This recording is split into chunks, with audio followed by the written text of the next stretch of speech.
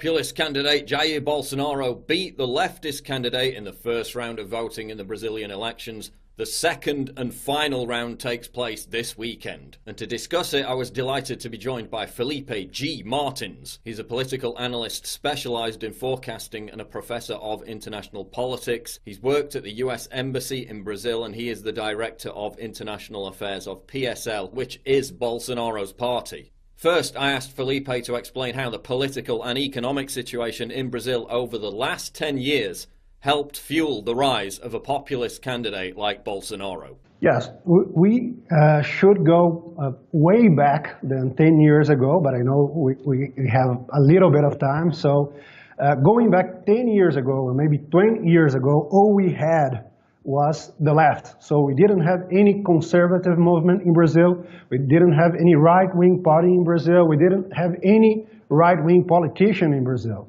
We had Bolsonaro, we had some other guys, but they didn't have a clear identity. And that's due to the military dictatorship. So the left used the dictatorship to shame the conservatives, to shame the political right wing in Brazil. And for decades and decades, all we had was a contest between leftists. We had PT, Partido dos Trabalhadores, the Workers' Party, and in the other case, PSDB. PSDB stands for Social Democrats, but both of them used to act on the culture, on media, to advance the diversity, the progressive agenda. So we didn't have any representation of the Brazilian right wing, and in the same time we had a very, very conservative population. So our population is still very Catholic and Christian. We have people that are against abortion, against gay marriage, against socialism, but they didn't have any representation. And in the same time, we had a lot of corruption. So the political class here in Brazil and the entire establishment, the media establishment, the academia,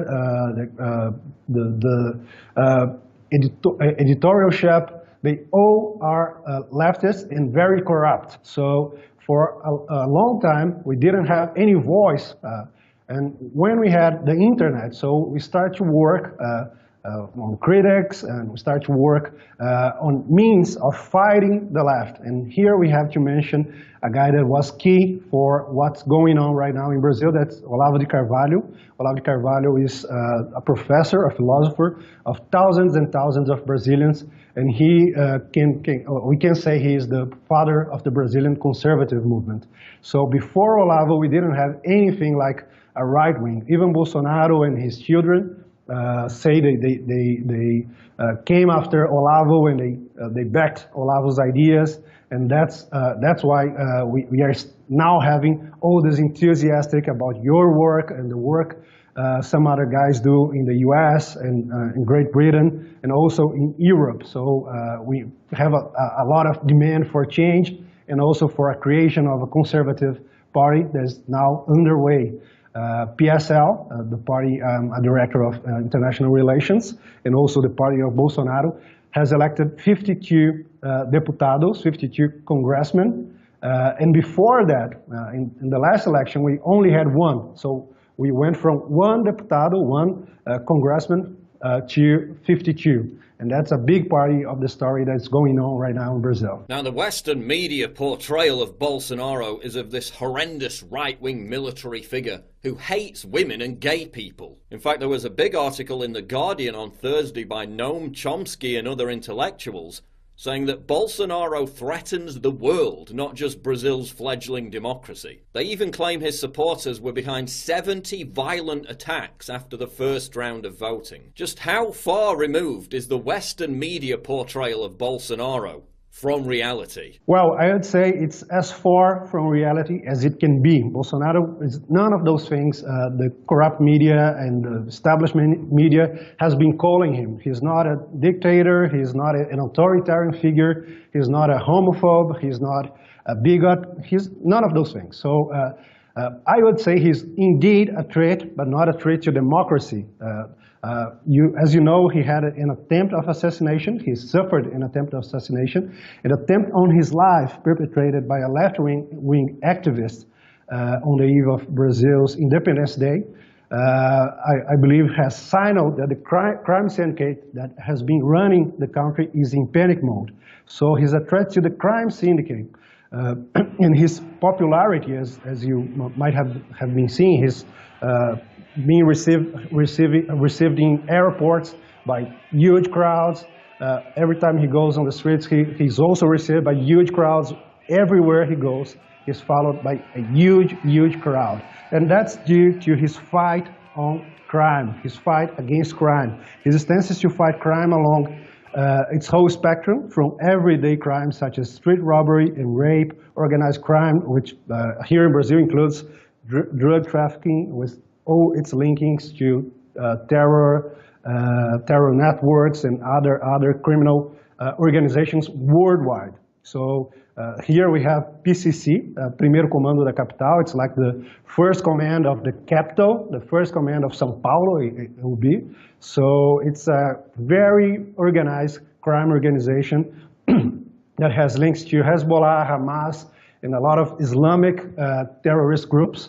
And Bolsonaro has promised to face PCC and also CV, Comando Vermelho, the Red Command. So the Red Command, the name gives an idea on the ideological stance of those criminal organizations. They are linked to PT, they are linked to Hezbollah, they are linked to crime worldwide, and that's why the media has saying Bolsonaro is a threat. He's not a threat to democracy, he's not a threat to minorities, he's a threat to organized crime, to the crime syndicate. Now we have this absolutely staggering statistic: 63,880 people murdered in 2017 alone in Brazil. Bolsonaro's promised to deal with this. He's been called an authoritarian. He's been accused of introducing a police state, or wanting to at least, to handle this. Is this massive spike in murders a more recent phenomenon, or has it been a problem in Brazil for a lot longer than that? No, so if you get the statistics, you'll see the murder rate is getting higher and higher alongside with PT's rise to the power. So you have to see that it was a systematical view from the left that criminals should not be punished. So they used the judicial system. They used also the politicians to protect crime, and that comes from the links that PT has with the FARC. Are you familiar with the FARC in Colombia? So PT founded Fórum de São Paulo.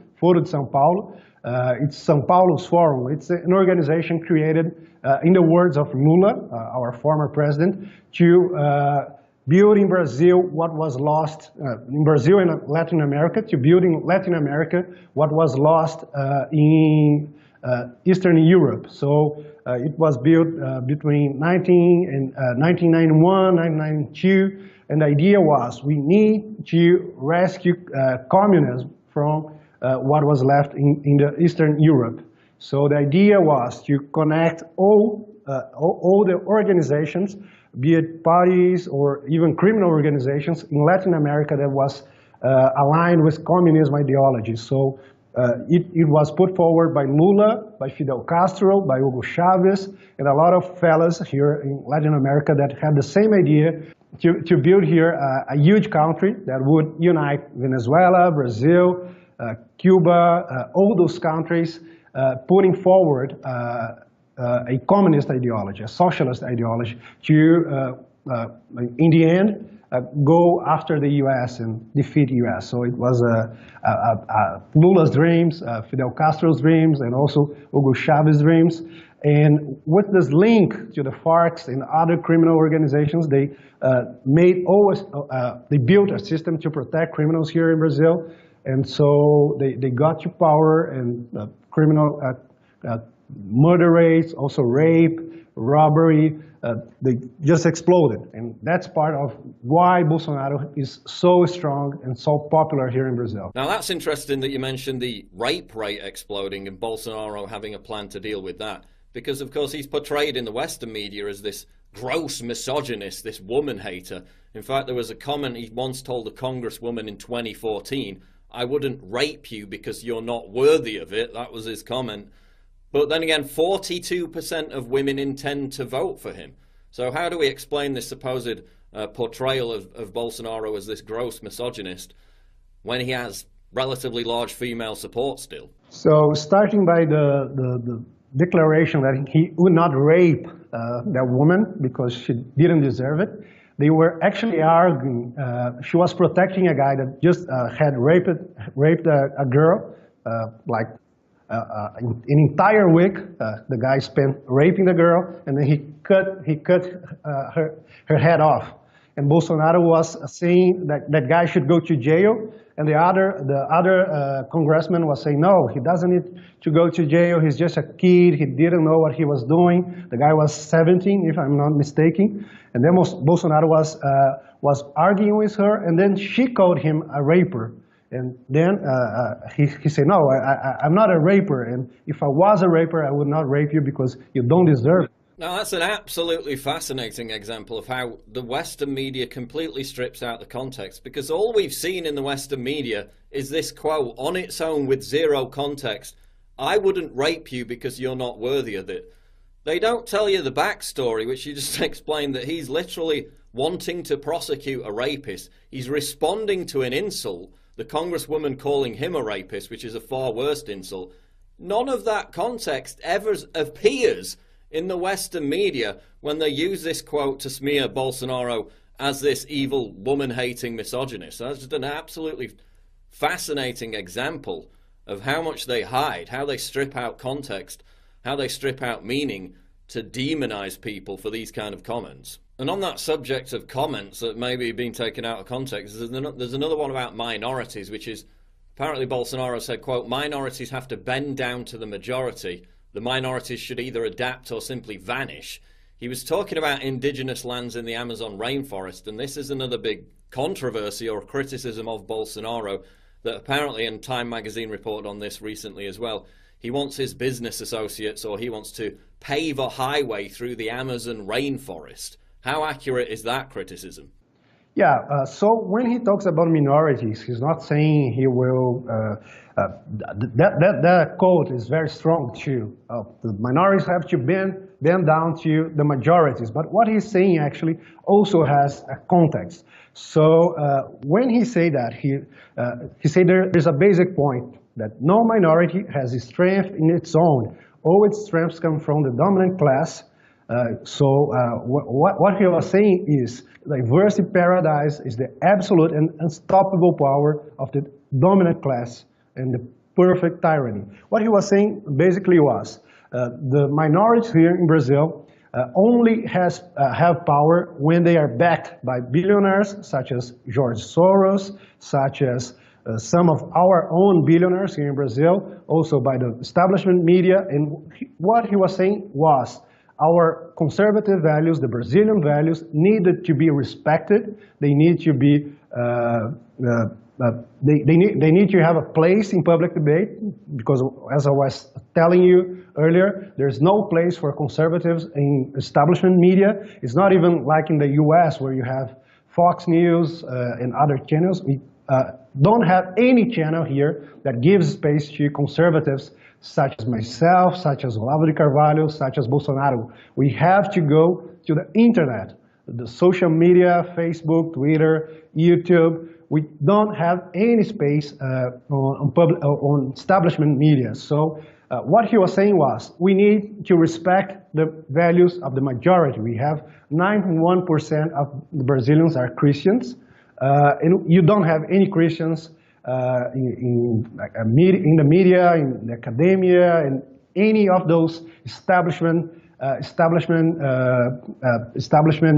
powerhouses. So what he was saying basically was, we are going to respect the minorities. We are going to protect the minorities, protecting them from violence, from crime, but we need to respect the values of the majority. That was the basic point he was making there. Now, Brazil, obviously being a Catholic country, basically outlaws abortion. It's still allowed in cases of rape or whether there's a risk to the life of a mother.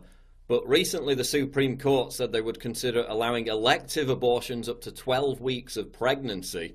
What's Bolsonaro's position on abortion? Bolsonaro, as the entire population of Brazil, is very against abortion. So we have like 95% of Brazilians are against abortion, but the progressives try to push it with a lot of Soros money.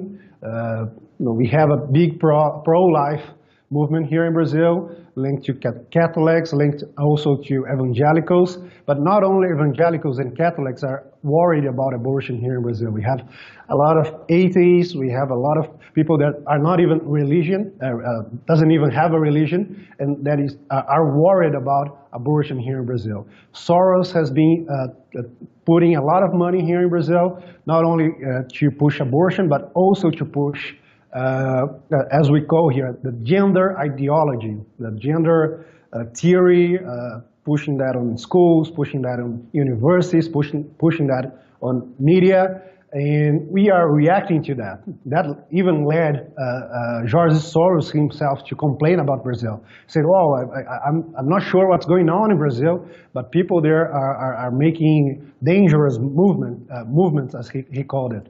Because he didn't make any success in pushing abortion, pushing the gender ideology, and he even complained about that. So we have some of our judges from the Supreme Court that are very linked to Soros, and they were put there just to push abortion. So they are trying to use judicial activism to approve abortion here in Brazil, to make it right for women to abort, but no one wants that here in Brazil. So we could say it's more of a globalist agenda than a Brazilian progressive agenda. Now, there's this other big controversy in Brazil, which I've read about, which is sex education for children. Obviously, I'm of the opinion children shouldn't be having any sex education, at least until the age of, 12, 13, 14. Reports that children as young as 3 and 4 have been given or taught propaganda about alternative sexual lifestyles. Tell us about this controversy. Yeah, so the perversion and the dumbing down of our kids is a big topic here in Brazil. Not only the perversion, the sexual education to children like 3 years old kids, 4-year-old kids, receiving in school what we got nicknamed here as gay kid. Bolsonaro was also very known when he was fighting the kit gay, how we call here. It was actually a set of movies that targeted children as young as 3 years old, 4 years old, and try to teach them that gay sex was okay, but not only saying that, oh, you should respect it, you should do it. So they have like cartoons showing kids how to do gay sex and things like that. So it was a big problem here. The language they used were targeted at those ages. So it was a big scandal here in Brazil. Fathers, parents went to the streets. Bolsonaro went to the Congress and made a lot of speeches, and then they canceled it, but they still push it, like hiding a lot of teachers that are aligned with the PT crowd. They take that to the classroom, and Bolsonaro has been denouncing that since forever. But it's not only the sexual education; it's also the gender education. So they try to push the idea that kids are not born women or men. They are not born male or female. They have to choose that when they reach a certain age, like 18 years old, 20 years old. So that's another big fight we have here. And also the dumbing down of our kids.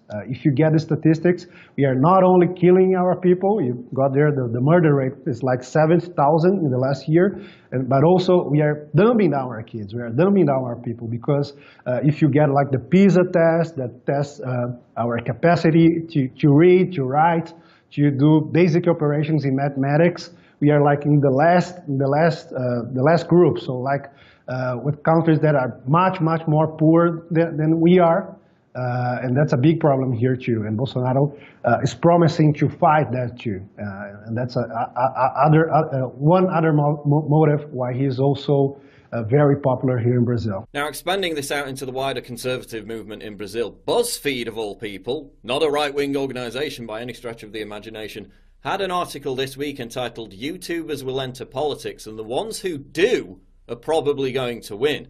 I went on these channels of some of these YouTubers. They built up massive audiences, in one case over 2 million subscribers. Some of them have actually now moved into positions of power. This is the MBL movement and a guy called Arthur Mame Fale. They've had such massive success based off of social media and YouTube. Tell us how that happened. Okay, so that has to do with the history of the conservative movement here in Brazil. As I told you, Olavo de Carvalho was the first one to create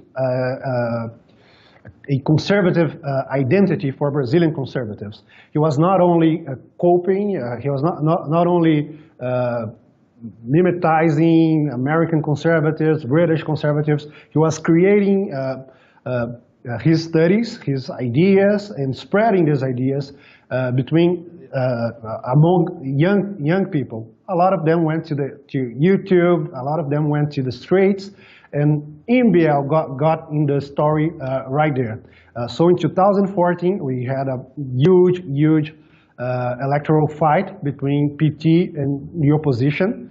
And the PT used a lot of dirt money, crime money, and when the elections were over, people got to the streets and started protesting, asking for Dilma Rousseff's impeachment. And one of the movements that was created there was MBL, that is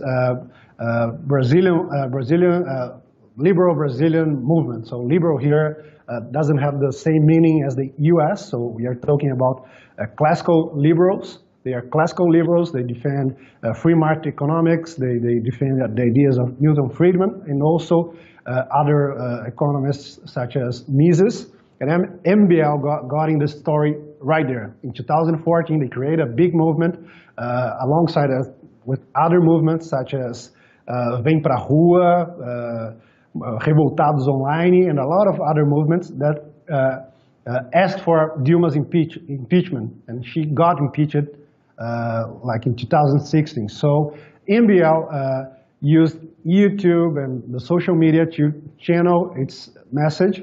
And two guys, Mamãe Falei, that is like mother, I'll tell them, that's what that means. And Kim Kataguiri got elected. They had a big vote. And I believe they are part of this larger movement. They are not part of PSL, they are not part of Bolsonaro's party, but now in the second round they are throwing all their support behind him. But I wouldn't say they are the main characters here. Bolsonaro is surely the largest character. All his supporters, like 52 of them, got elected. We even joked that Olavo de Carvalho has been doing a lot of Google Hangouts with some of these candidates, and each one of these candidates that has done a Google Hangout with Olavo de Carvalho got elected. So YouTube and social media was a big part of what's happening here. Now, another issue impacting the Brazilian election has obviously been social media censorship. Again, Bolsonaro, an absolutely huge army on social media, on Facebook, on WhatsApp, where they're very popular in spreading their message.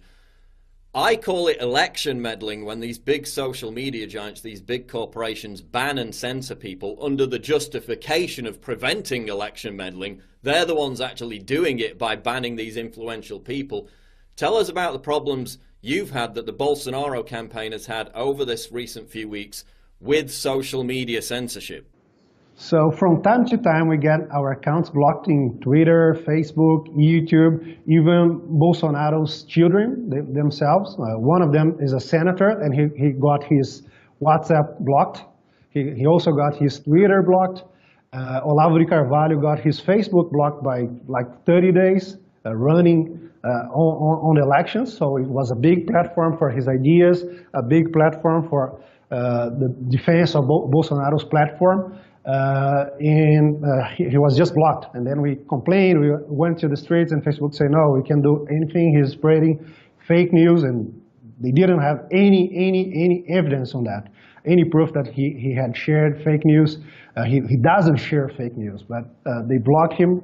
They blocked Bolsonaro's children. They blocked myself in Twitter and a lot of other accounts. So the censorship we are facing is huge because, as I explained to you earlier, we don't have any space in traditional media, in establishment media, and we put all our ideas and all our time and work in social media. But social media like Facebook, Twitter, and also YouTube has been trying to block us in every single way. So I would say if we had any meddling, it would be from those large companies, the big tech that are blocking Bolsonaro supporters. Now, of course, Bolsonaro's in prime position to win this election in the final round of voting on Sunday.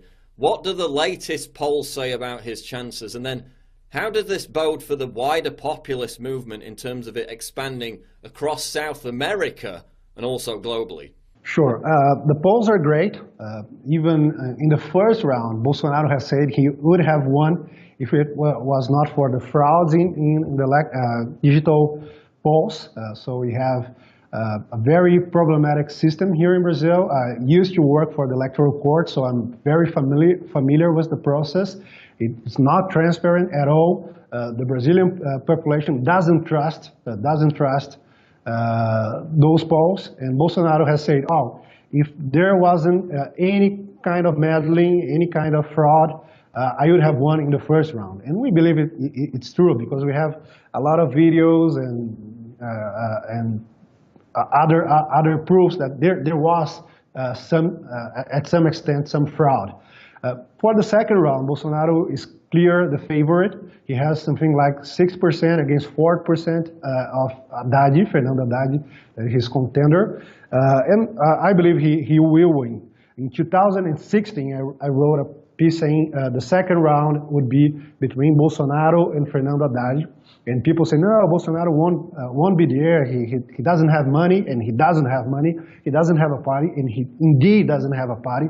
He doesn't have any kind of political support, and indeed he doesn't have any kind of political support. But he still got to the second round as the big winner in the first round, and now he's in the way of winning the elections here in Brazil.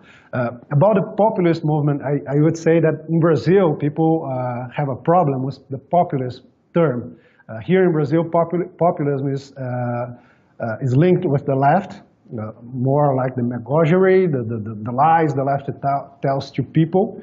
But I get, so the populist movement in Brazil, in South America, and also in Europe, and I would say in the United States, people are looking for Bolsonaro. So we get a lot of message from people from the Lega Nord in Italy. We get message from the Kurz crowd in Austria. We also get message from people from UKIP, the Republican Party, the Trump movement. And here in South America, people see Brazil as a huge leader, a regional leader. And so people from Paraguay, Argentina are expecting Bolsonaro to win so we can face Venezuela, so we can face the globalists, so we can defend our national sovereignties. I would say that Brazil will try to link the South America populist movement with the American populist movement. We are trying to connect with Trump and his people. We have had meetings with Bannon and people from Breitbart.